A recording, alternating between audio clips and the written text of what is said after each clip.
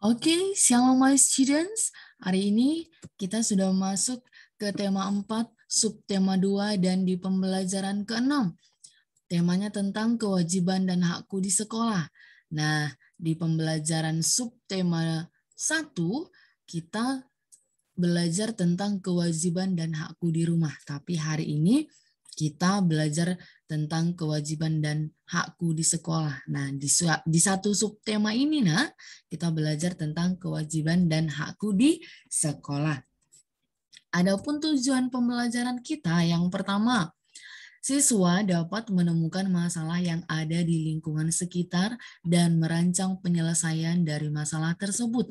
Yang kedua, siswa dapat menyebutkan kewajiban dan hak di sekolah yang berkaitan dengan menjaga kebersihan.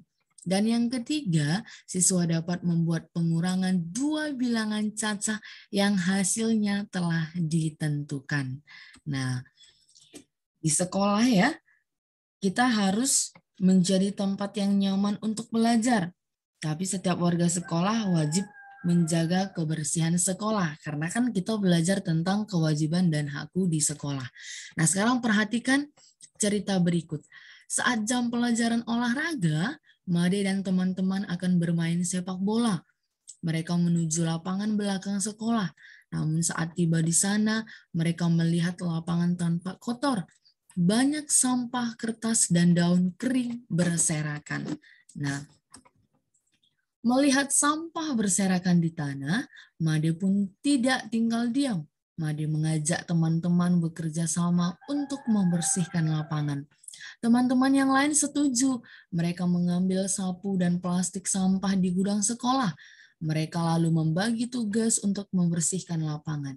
Ada yang menyapu, ada juga yang memungut sampah, daun, dan ada yang memasukkan ke dalam plastik sampah.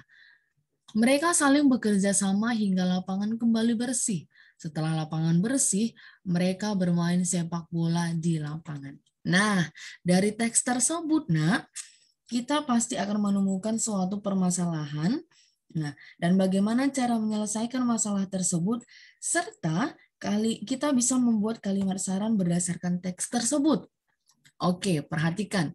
Jadi dari teks tersebut, permasalahan dalam cerita di atas adalah lapangan sekolah yang tampak kotor dan banyak sampah kertas serta daun kering berserakan di tanah. Nah, jadi cara Made dan teman-teman mengatasi permasalahan tersebut adalah Made mengajak teman-temannya bekerja sama untuk membersihkan lapangan. Nah, saran untuk mengatasi permasalahan di atas adalah sebaiknya Made dan teman-teman membuat poster untuk tidak membuang sampah sembarangan, khususnya di lapangan sekolah. Nah, itulah yang menjadi permasalahan.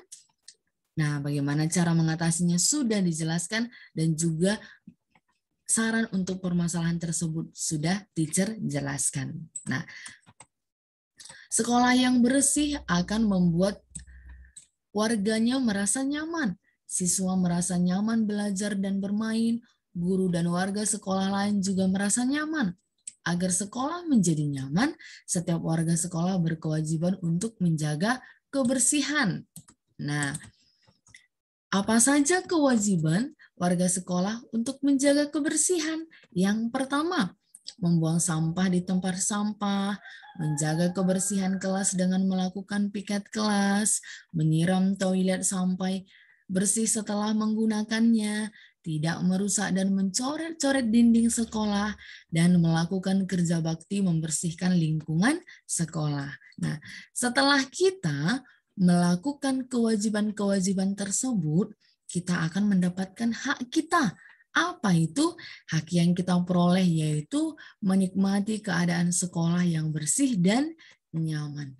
Ingat, saat kita melakukan kewajiban, kita pasti berhak untuk mendapatkan hak kita. Nah, jadi sewaktu kita melakukan kewajiban kita menjaga kebersihan sekolah, kita pasti berhak mendapatkan sekolah yang bersih dan nyaman.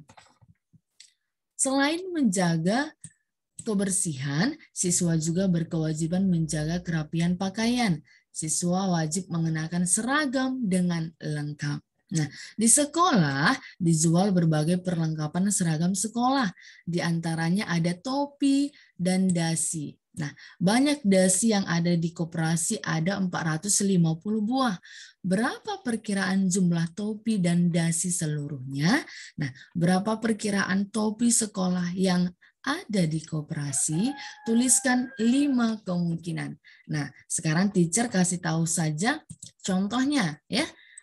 Nah, jadi untuk menentukan berapa banyak dasi yang ada di koperasi, untuk menentukan berapa banyak topi yang ada di koperasi sekolah, kita melakukan pengurangan. Nah, ingat di pembelajaran sebelumnya ya, kita sudah belajar bagaimana cara menentukan dua bilangan cacah yang hasilnya sudah diketahui atau pengurangan bilangan cacah yang hasilnya sudah diketahui. Nah, dari soal kita ketahui bahwa banyak dasi ada 450 buah. Nah, berapakah kemungkinan banyak topi? Jadi, untuk menentukan berapa banyak topi, kita harus menentukan dulu jumlah dasi dan topi. Nah, untuk menentukan jumlah dasi dan topi sudah harus lebih besar dari angka banyak dasi. Nah, contohnya misalnya teacher ambil 600 jumlah dasi dan topi.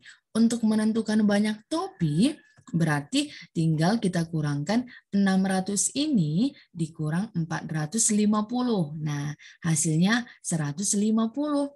Berarti banyak topi itu ada sebanyak 150. Nah, sekarang teacher kasih lagi kemungkinan yang lain, contoh yang lain. Jumlah dasi dan topi belum diketahui ya, banyak topi juga belum diketahui, tapi banyak dasi sudah diketahui 450. Nah, kita ambil angka yang lebih besar dari 450. Misalnya teacher buat 850.